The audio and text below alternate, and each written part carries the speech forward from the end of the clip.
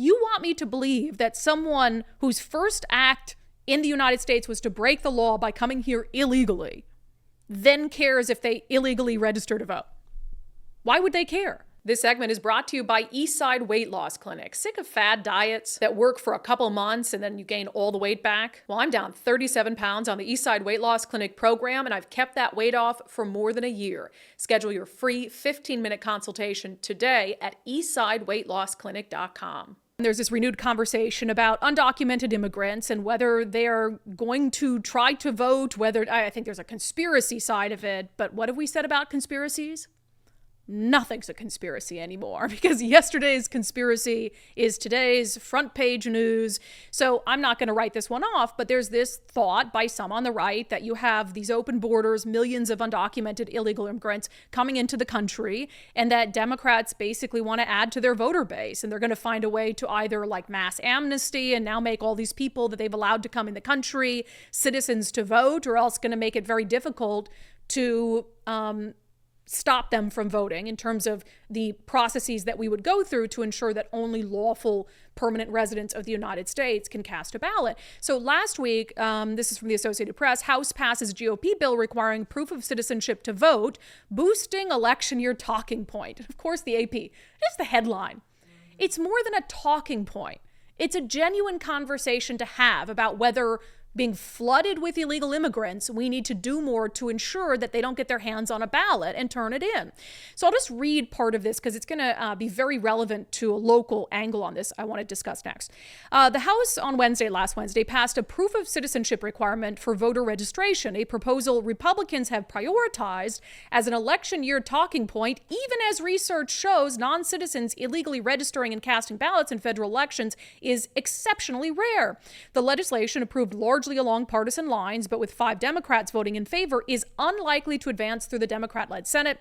The Biden administration also says it is strongly opposed because there are already safeguards to enforce the law against non-citizens voting. Let me just touch on that quick. I don't understand how you can be strongly opposed to something that in your belief would just strengthen existing laws.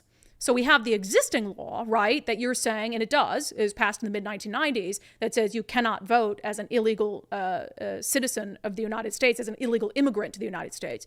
So what the Biden administration is saying is that this does something that law already provides for. So why would you be strongly opposed to it? If so, at the very least, it's just redundant? Is that what your argument is? Well, this is just redundant. So I'm strongly opposed to it. That doesn't make any sense. I'll continue to read the AP story. Still, the House vote will give Republicans an opportunity to bring attention to 2 of their central issues this year, border and election security. It also provides an opportunity to fuel former President Donald Trump's claims that Democrats have encouraged the surge of migrants so they can register them to vote, which would be illegal. Non-citizens are not allowed to vote in federal elections, nor is it allowed for in any statewide election. Research and audits in several states show there have been incidences of non-citizens who successfully registered to vote and cast ballots, but it happens rarely and is typically by mistake. States have mechanisms to check for it, although there isn't one standard protocol they all follow. So again, think about that. First of all, our government passes laws all the time that apply to and kick in only in very rare instances. And I'll give you an example of a local one coming up. But again, you're saying, and the Associated Press is saying, like, people rarely do it. And when they do, it's by accident. So we don't need this in place. Okay, but you can't vote. It's illegal to vote in the United States in a federal election or in any state elections if you're an illegal immigrant, if you're in the country illegally. So why would we be opposed, if it's already illegal, why would we be opposed to putting the simplest safeguard in place, which is you have to show proof of citizenship when you register to vote? If that's already the law in principle, why would you not ensure that that law in practice is strong? And why would you not do it in, again, the easiest way possible? That makes no sense. So we got an email from a woman named Kathleen. She had she's a Seattle resident. She sent an email to King County Elections talking about this very issue. And I've got to say, although we knew this was the case, that Like Washington state law doesn't require that you actually show you're a lawful permanent resident. So even though we knew that was the case, it just hits different seeing it in black and white and seeing how King County Elections describes the process to this Seattle resident, Kathleen. So I want to go through the emails for you. She says, to whom it may concern, I'm looking at your website. If someone wants to register in person and they don't have proof of U.S. citizenship, such as a birth certificate or proof of naturalization, what do you say to them? You can't register them to vote, correct? Thank you, Kathleen. So she got a response from the King County Elections Office. It says, hello, and has a link to the RCW on this very issue. The minimum required information provided on a voter registration application in order to place a voter registration applicant on the voter registration rolls includes their name, their residential address, their date of birth, a signature attesting to the truth of the information provided on the application, an address where the person receives mail, and affirmation of citizenship, which confirms the individual is a United States citizen in one of the following forms. So here's all that's asked of someone.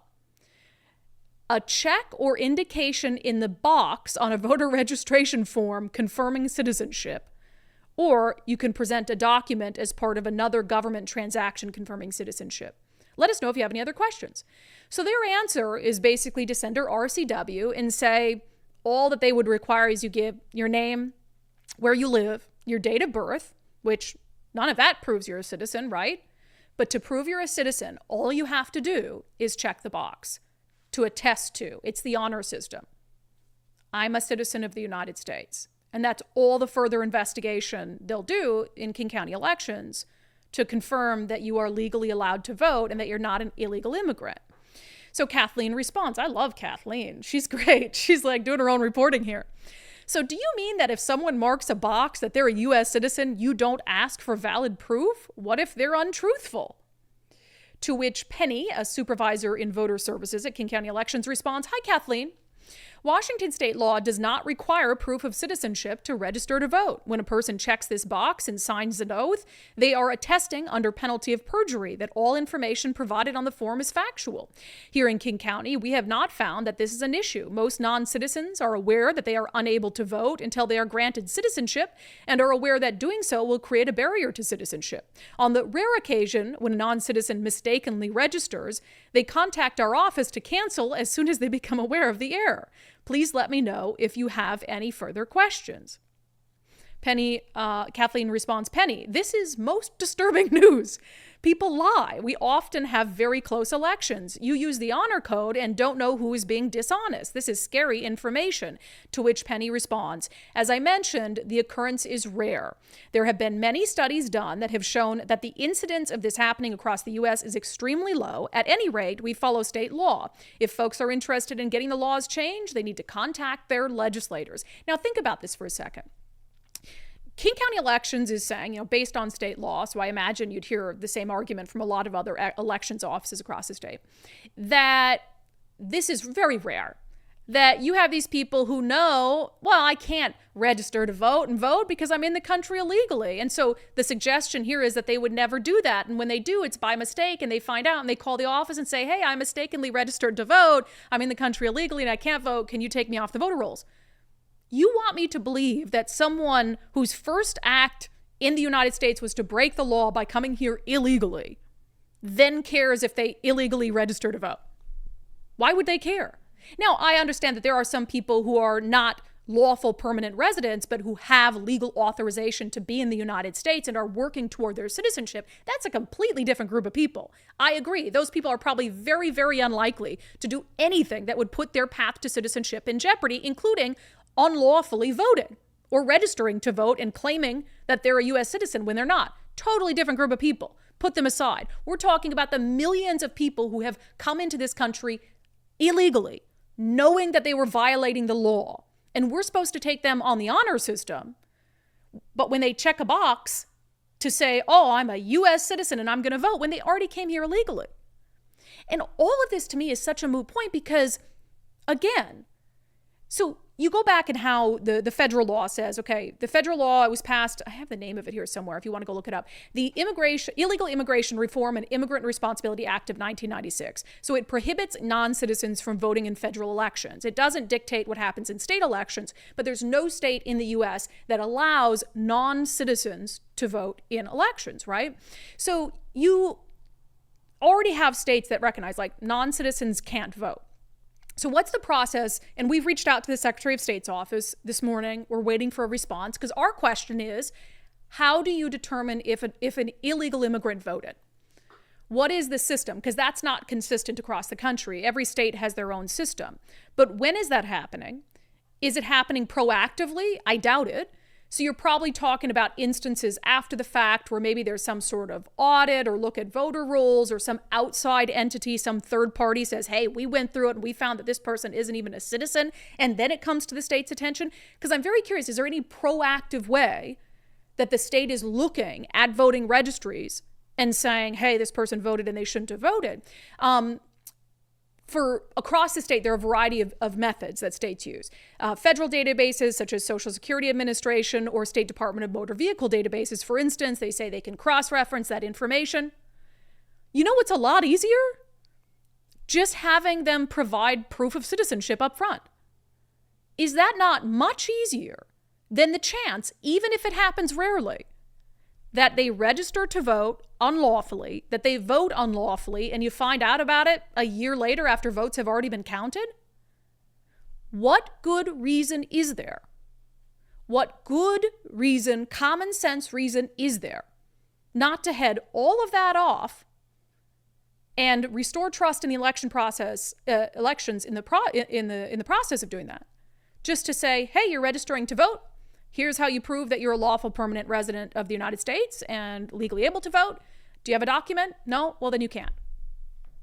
What am I missing about, why would that be controversial? I don't understand. I fail to understand why that would be controversial. People have to show documents to come into the United States and just travel here for leisure, right?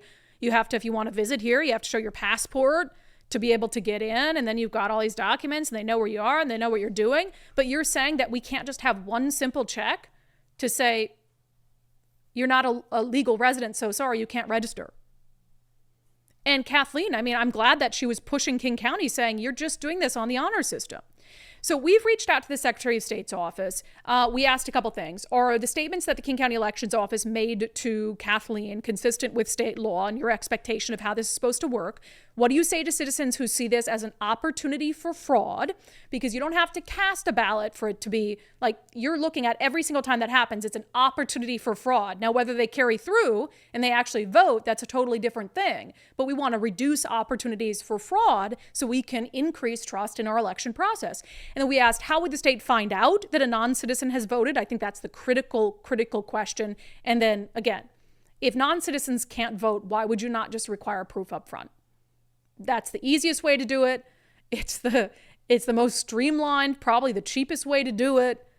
And it's the way to do it that would instill the most trust in our election process. So you're saying, hey, not a big deal. This rarely happens. Okay, it's not a big deal. Let's just do it.